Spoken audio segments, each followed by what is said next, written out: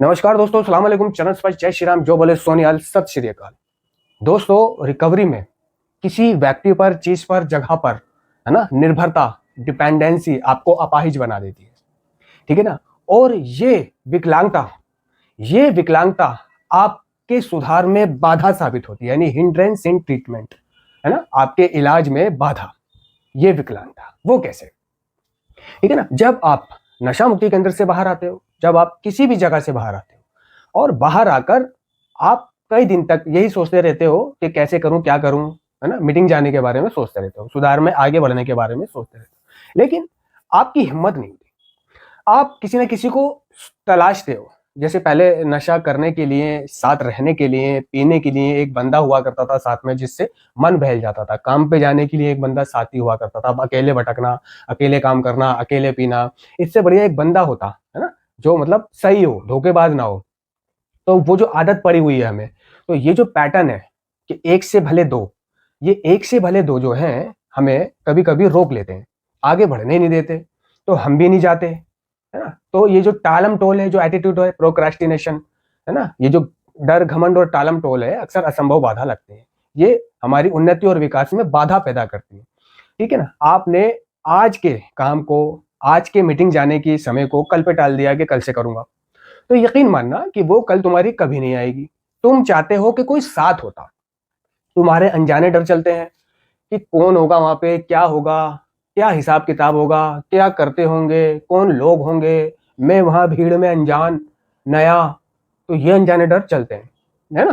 तो ये अनजाने डर आपके पहले नहीं चलते थे, जब एक जगह नशा नहीं मिलता था और दूसरी जगह नशा लेने जाते थे, आपका यार बोल देता था कि यहाँ नहीं मिल रहा तो सीलमपुर चल रहा है ना, फहमीदा के। अब तुम्हें पता नहीं है सीलमपुर फहमीदा कहाँ है, ठीक है ना, मगर तुम उसके साथ जा रहे हो, तुम्हारा कोई डर चले नहीं, यहाँ नहीं मिल रहा, वहां जा रहा हो, वहां नहीं मिल रहा, सांगली मैच जा रहा हो, सांगली मैच नहीं मिल रहा, दिल्ली गेट जा रहा हो, दिल्ली गेट नहीं जा रहा, तुरकमान गेट जा रहा हो, तुरकमान गेट नहीं मिला, पुरानी दिल्ली जा रहा हो, है ना, वहां नहीं मिला, त्रिलोकपुरी जा रहा हो, वहां नहीं मिला, कल्याणपुरी जा रहा हो, वहां नहीं मिला, तो आप सीधे गाजियाबाद ही जा रहे हो, वहां नहीं मिला तो आप सीधे बरेली ही जा रहे हो, है ना। तो जा रहे हो आप, कर रहे हो आप, जब आपको एक जगह नशा नहीं मिला।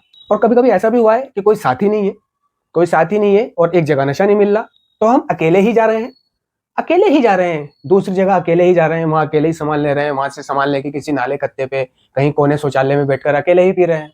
लेकिन आज आज तभी तो कार्यक्रम कहता है कि हमें अपने पुराने सोचने के तरीके को, पुराने पैटर्न को, पुराने व्यवहार को, पुराने दोस्त, पुरानी संगति को छोड़ना है, तब आप आगे बढ़ पाओगे। तो ये जो पुरानी संगति ही चली आ रही है अभी रिकवरी में, अभी नया नया क्लीन हुआ है, वो सोच रहा है कोई होता मेरे साथ में, ठीक है ना। तो जब तक वो नहीं है, वो भी नहीं जा रहा, ठीक है ना। अब जब कोई हो गया, कोई हो गया और आप दोनों साथ जाने लगे, ठीक है, सबको ये लगने लगा भाई ये जय वीरू है, ये धर्मवीर की जोड़ी है। आपने उसे फोन करा, हाँ भाई निकल रहा है, हाँ निकल रहा हूँ, कितने बजे पहुंच जाएगा, पहुंच जाऊंगा इतने बजे तक, ठीक है मैं भी पहुंच रहा हूँ। अब तुम्हें वो टाइम याद है, तुम उसके टाइम पे वहां पहुंच रहे हो कि यार वो मेरा इंतजार ना करे। अब तुम पहुंच गए, पता चला वो नहीं आया, फोन कर रहा हूँ उठाया नहीं, फोन कर रहा हूँ उठाया नहीं, कभी उठाया, वो मैंने तुम्हारी मिस कॉल देखी थी, वो मैं आ नहीं सका, वो मैं कहीं चला गया था। तो तू कहीं चला गया था। तो जब दो लोग आपस में एक समय पर, एक ही दिन पर मिलते हैं, साथ रहते हैं, और आज तेरा उससे मिलने का वादा था, मिलना था, तो तुझे उसे कम्युनिकेशन तो करना चाहिए था ना, कि भाई आज मैं नहीं आऊंगा। तो वो तेरे भरोसे तो ना बैठे, वो तुझे फोन तो ना करे, ठीक है। अब होता क्या है कि वो चला तो गया वहां पर, उसके टाइम पर बताए, वो बंदा नहीं आया। अब उसके बगैर वो खालीपन महसूस कर रहा है। अब उसे जीने में, घूमने में या मीटिंग में मजा नहीं आ रहा। वो कह रहा है मैं 7 दिन के लिए तीरथ चला गया, मैं हरिद्वार चला गया हूँ, मैं 7 दिन के बाद आऊंगा। अब ये 7 दिन वो अकेले नहीं आ पा रहा, ये 7 दिन वो सोच रहा है कि पहले उसको आने दो, तब मैं भी चला जाऊंगा। अब 7 दिन का गैप बहुत लंबा होता है, बहुत लंबा होता है। बहुत से ऐसे होते हैं कि एक दोस्त के सिवा दूसरा दोस्त या दूसरा से हंसी मजाक कभी करते ही नहीं, एक ही के साथ रहते हैं और एक ही के साथ घूमते हैं और एक ही के साथ खाते पीते हैं। तो ऐसे में क्या है, वो 7 दिन तक वो भी आलस हो गया, उसका भी खिंचाव पैटर्न उसका भी चेंज हो गया, ठीक है ना, वो भी अपने घर पड़ गया और धीरे धीरे धीरे धीरे उसको बीमारी ने घेर लिया। क्योंकि उसे क्या पता, वो तो सिर्फ साथी की वजह से जा रहा है, वो कौन से क्लीन होने की वजह से जा रहा है, वो कोई आध्यात्मिक सिद्धांतों को लेने के लिए जा रहा है, वो कौन से सुधार के लिए जा रहा था, वो तो घर वालों को दिखाने के लिए जा रहा था मैं मीटिंग जा रहा हूँ, वो तो सेंटर वालों को दिखाने के लिए मीटिंग जा रहा था, देखो मैं मीटिंग जा रहा हूँ। अब ऐसे में जब वो घर बैठ गया, तो क्या है, बीमारी का उसूल है, अगर अर्ली टाइम में आप घर बैठ जाओगे, एक दिन का गोल कर दोगे, जैसे पहले स्कूल जाते थे, नर्सरी जाते थे और एक दिन स्कूल ना जाओ तो मन करता था दूसरे दिन भी ना जाऊं, मन करता था तीसरे दिन भी ना जाऊं, 2 दिन की और एप्लीकेशन लगा दूं। ऐसे ही ऐसे ही ये सुधार का जो स्कूल है ना, इसमें जाते में अगर आप गैप डालोगे या इसके चक्कर में किसी पर निर्भर रहोगे तो वो तो एक दिन नहीं आएगा और तुम भी आलस खा जाओगे। तो रिकवरी में सबसे पहले ये सिखाया जाता है कि डिपेंडेंसी, निर्भरता ये नहीं रखनी किसी के ऊपर। कोई आए ना आए, अकेले रिकवरी कमानी है तुम्हें। ये जो रिकवरी का पथ है ना, इसको अकेले मान के चलना है। अकेले के इस पर मैंने अकेले चलना है, इस पर मेरा कोई साथ नहीं देगा, क्योंकि दर्द मुझे होते हैं, तकलीफ मुझे होते हैं, सुधरना मुझे है, आगे बढ़ना मुझे है, रिकवर मुझे होना है, तो कोशिश प्रयास सब मुझे ही करने पड़ेंगे। तो ये चीज नशेड़ी भूल जाता है, तो वो विकलांग हो जाता है दूसरे के बिना। तो दूसरों को दिखाने के लिए मीटिंग जाने वाले भी सफल नहीं होते। माँ बाप को दिखाने के लिए जाता है बहुत सा, सेंटर वालों को दिखाने के लिए जाता है बहुत सा किसी को दिखाने के लिए जाता है, बहुत सा किसी को दिखाने के लिए जाता है। लेकिन मीटिंग जाना ये किसी को दिखाना नहीं होता दोस्तों, ये अपनी मर्जी होती है, ये अपनी इच्छुकता होती है। और मीटिंग जाने का मतलब ये नहीं होता था कि आप सिर्फ जा रहे हो, आ रहे हो और आपने हाजिरी लगा दी।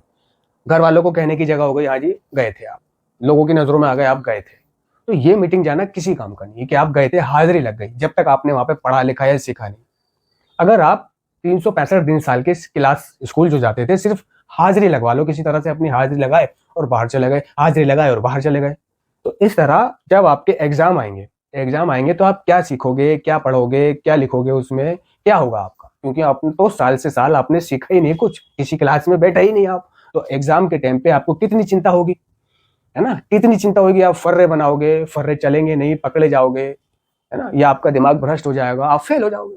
बहुत मुश्किल चांसेस है कि आप पास हो जाओगे, क्योंकि आपने तो कुछ सीखा ही नहीं, फर्रे चला नहीं सकते। पहली, दूसरी, तीसरी, चौथी, पांचवी, छठी, सातवीं, आठवीं में तो चला भी लेते थे, लेकिन आगे नहीं चला पाते, या हर सवाल का जवाब का फर्रा नहीं होता हमारे पास में।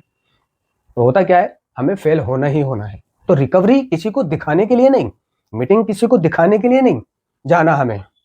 मीटिंग हमें अपने सुधार को जारी रखने के लिए जाना है। मीटिंग हमें अपने भविष्य को बेहतर बनाने के लिए जाना है ना। मीटिंग हमें नशे से दूर रहने के लिए नहीं, बल्कि आगे बढ़ने के लिए, सेल्फ सपोर्ट बनने के लिए जाना है। हमारी 7वीं परंपरा क्या कहती है?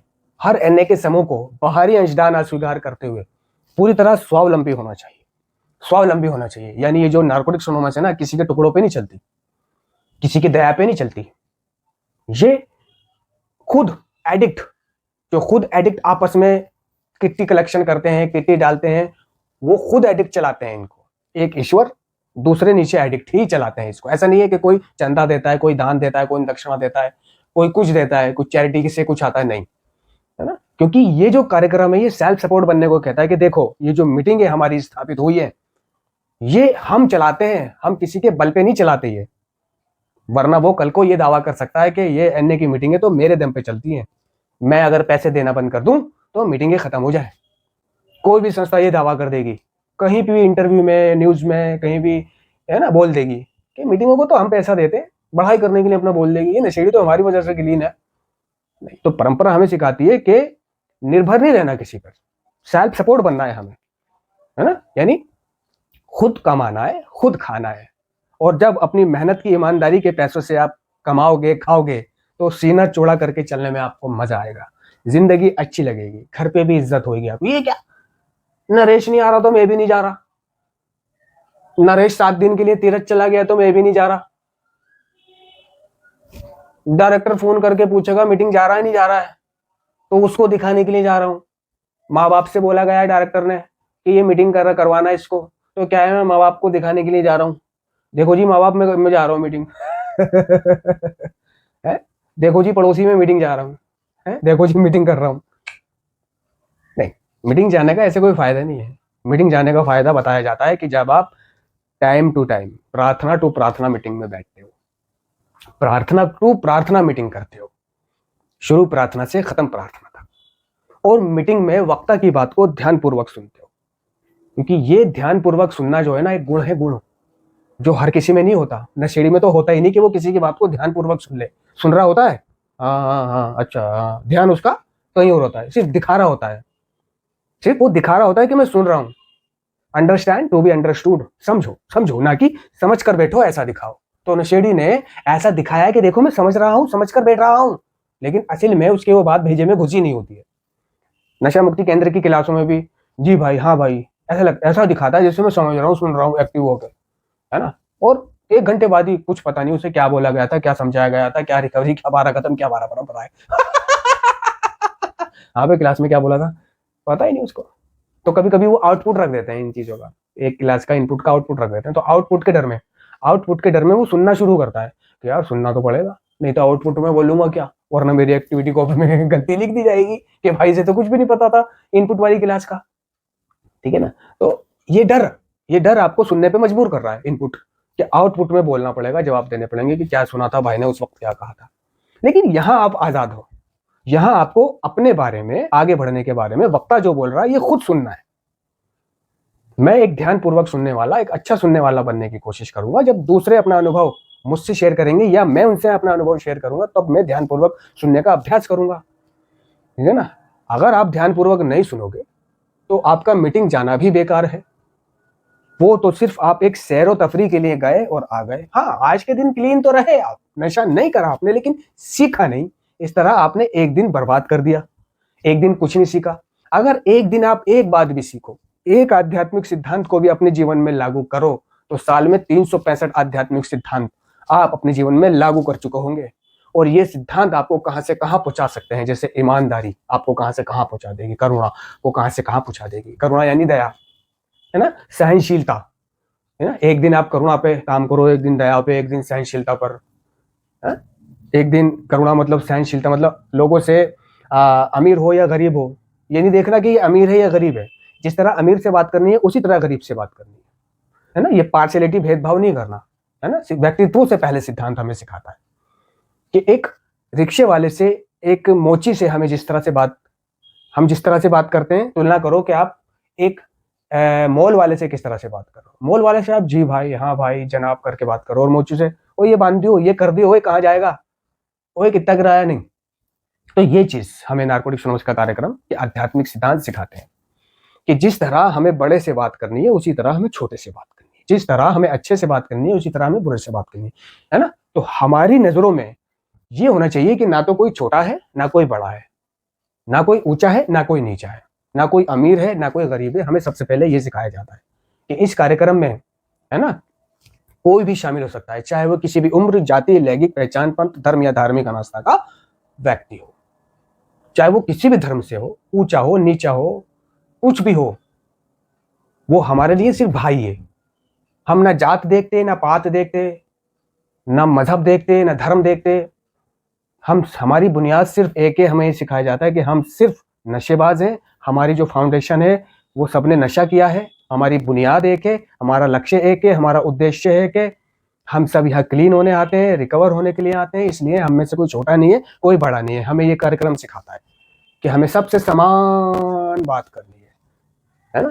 होता क्या है कि हम घर में हमारा रूप कुछ और है और बाहर हम शरीफ बन के चलते हैं, है ना। छोटे के साथ, गरीब के साथ हम किसी और लहजे में बोलते हैं और अमीर के साथ हम किसी और लहजे में बोलते हैं। तो ये हमारा कार्यक्रम अगर हम ध्यान से सुनते हैं तो हमें ये सिखाता है कि हमें सबसे समान बात करनी है। आध्यात्मिक सिद्धांतों का मतलब यही होता है, व्यक्तित्व से पहले सिद्धांत। ठीक है ना। तो हमें रिकवरी में कभी ना तो किसी को दिखाने के लिए मीटिंग करना है, ना ही किसी पे निर्भर रहना है। ठीक है ना, नहीं तो आप विकलांग हो जाओगे और ये विकलांगता आपको वापस बर्बादी के रास्ते पर ले जा सकती है। धन्यवाद।